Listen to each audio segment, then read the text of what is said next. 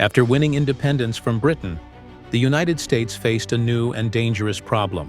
The war was over, but the nation itself was weak. The 13 states were united in name only. Each state acted like its own country, with its own money, laws, and priorities. There was no strong central government to hold everything together.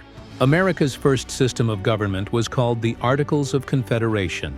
It was designed to protect freedom by keeping the federal government weak. But this weakness quickly became a serious threat. Congress had no power to collect taxes, regulate trade, or enforce laws. The country was independent, but unstable. By the mid-1780s, chaos was spreading. The government was deeply in debt from the war. Soldiers had not been paid. Trade between states was broken. Then came a moment that shocked the nation: Shays' Rebellion. Farmers in Massachusetts, angry over high taxes and debt, took up arms against the government.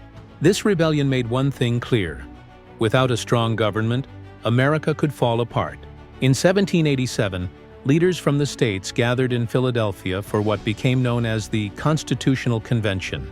Their original goal was simple: to fix the Articles of Confederation. But very quickly they realized that small changes would not be enough. The entire system needed to be rebuilt from scratch. The men who attended the convention would later be called the Founding Fathers. Names like George Washington, James Madison, Benjamin Franklin, and Alexander Hamilton stood at the center of the debate. They all wanted to protect freedom, but they disagreed on how much power the government should have. One of the biggest debates was representation. Large states wanted representation based on population. Small states feared being ignored. The solution was the Great Compromise. Congress would have two parts: the House of Representatives, based on population, and the Senate, where each state would have equal power. This compromise saved the Constitution.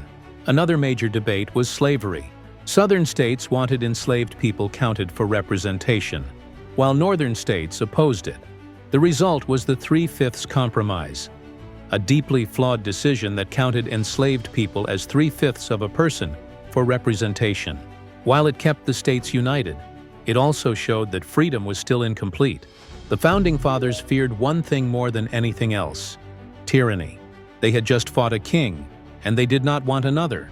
That is why they created a system of checks and balances. Power was divided into three branches: the legislative branch to make laws, the executive branch to enforce them, and the judicial branch to interpret them. No single branch could become too powerful. In September 1787, the Constitution was finally signed. But the battle was not over. The states still had to approve it. This sparked one of the greatest political debates in American history. Supporters of the Constitution, called Federalists, argued that a strong central government was necessary to survive. Opponents, known as Anti-Federalists, feared the government would destroy individual freedoms. To convince the people, Alexander Hamilton, James Madison, and John Jay wrote a series of essays known as the Federalist Papers. These writings explained the Constitution and argued why it was essential for the future of the nation. Slowly, state by state, support grew. However, many states demanded one final condition: a guarantee of individual rights. In response, the Bill of Rights was created. The first 10 amendments to the Constitution protected freedom of speech, religion, the press, and the right to a fair trial. With these protections in place, the Constitution was finally ratified. In 1789, George Washington became the first president of the United States. For the first time, America was not just independent, it was united under a working government. The Constitution became the foundation of the nation, guiding laws, leadership, and liberty. The creation of the Constitution was not perfect. It did not end slavery, and it did not give rights to everyone, but it created a system strong enough to evolve. Over time, amendments would expand freedom and correct injustice.